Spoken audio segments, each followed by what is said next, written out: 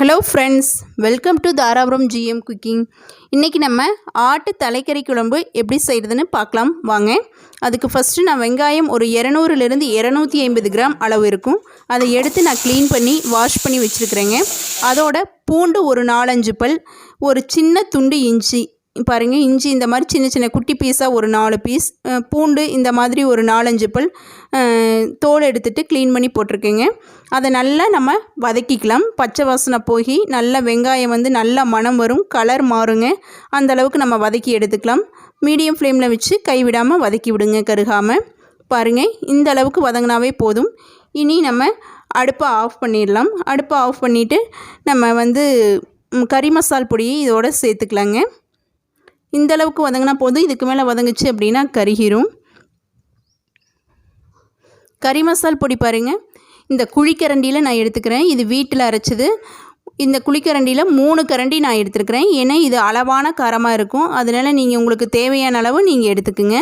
அதை எடுத்து அந்த சூடாக இருக்கக்கூடிய அந்த வெங்காயத்தோடவே கலந்து வச்சிடலாம், ஆறட்டும். ஆறின உடனே நம்ம இன்றைக்கி செக்கில் அரைச்சி வைக்க போகிறேங்க. நீங்கள் அம்மா தான் வைக்கிறாங்க.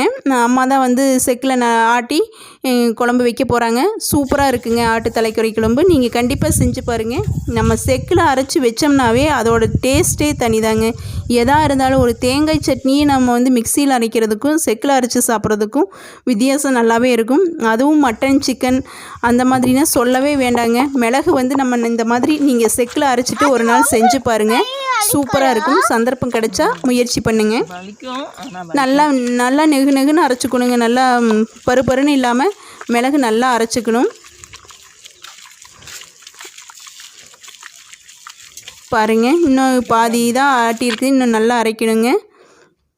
நல்லா அரைச்சதுக்கப்புறம் நம்ம பார்க்கலாம். அரைச்சாச்சு.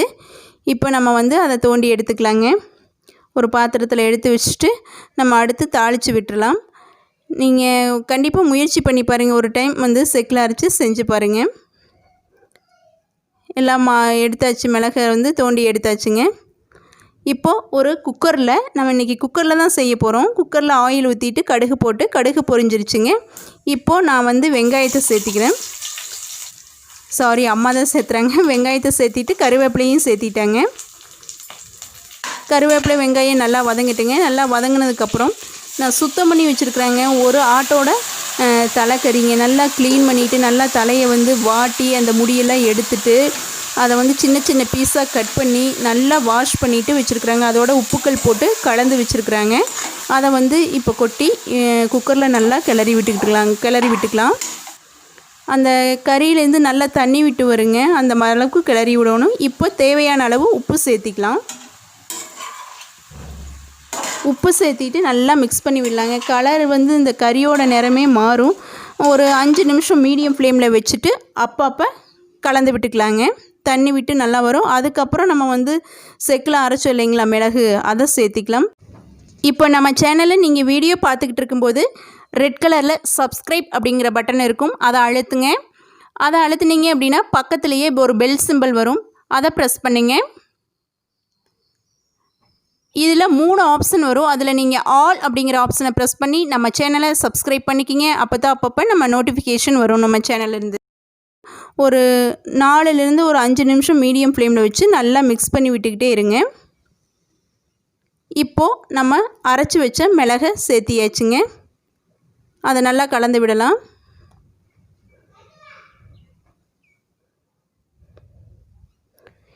நீங்கள் கண்டிப்பாக தலைக்கறி எடுத்து செஞ்சு பாருங்கள். ஒரு சிலருக்கு பிடிக்காது. இந்த முறையில் நீங்கள் செஞ்சு பாருங்கள். கண்டிப்பாக விரும்பி சாப்பிடுவாங்க. அதுவும் இட்லியோடலாம் சேர்த்து சாப்பிடும்போது ரொம்ப பிரமாதமாக இருக்குங்க.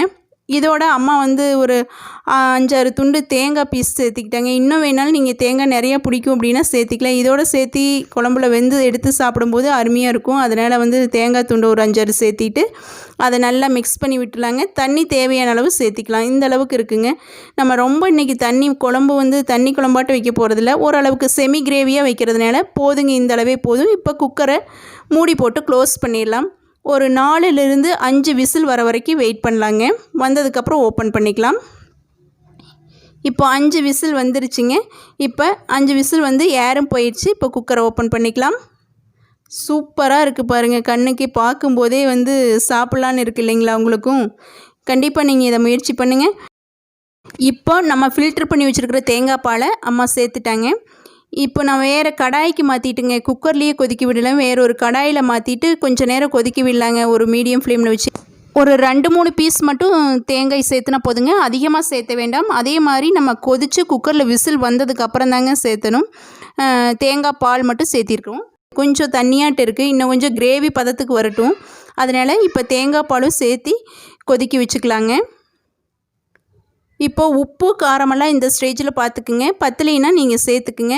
கொஞ்சம் மட்டும் காரம் மட்டும் குறைவாக இருக்குங்க. அதனால் மறுபடியும் நான் ஒரு டேபிள் ஸ்பூன் அளவு கறி மசால் தூள் சேர்த்துக்கிட்டேங்க. இப்போலாம் சேர்த்துனா பச்சை வாசம் இருக்கும்னால நினைக்க வேண்டாங்க. நல்லா கொதிக்க விட்டுட்டிங்க அப்படின்னா ஒரு 5 நிமிஷம் சூப்பராக இருக்குங்க. அருமையான நம்மளுக்கு தலைக்கறி கிரேவி ரெடி ஆயிடுச்சுங்க. ஒரு செமி கிரேவி பக்குவத்தில் நான் ஆஃப் பண்ணிக்கிறேன். நீங்களும் செஞ்சு பாருங்கள். இது சாதத்தோட இட்லியோடலாம் அருமையாக இருக்கும். செஞ்சு பார்த்துட்டு எப்படி இருந்ததுங்கிறத சொல்லுங்கள். உங்களுக்கு இந்த வீடியோ பிடிச்சிருந்துச்சு அப்படின்னா மறக்காமல் நம்ம சேனலுக்கு சப்ஸ்கிரைப் பண்ணிக்கிங்க. உங்கள் ஃப்ரெண்ட்ஸோடலாம் ஷேர் பண்ணுங்கள். தேங்க்யூ ஃபார் வாட்சிங்.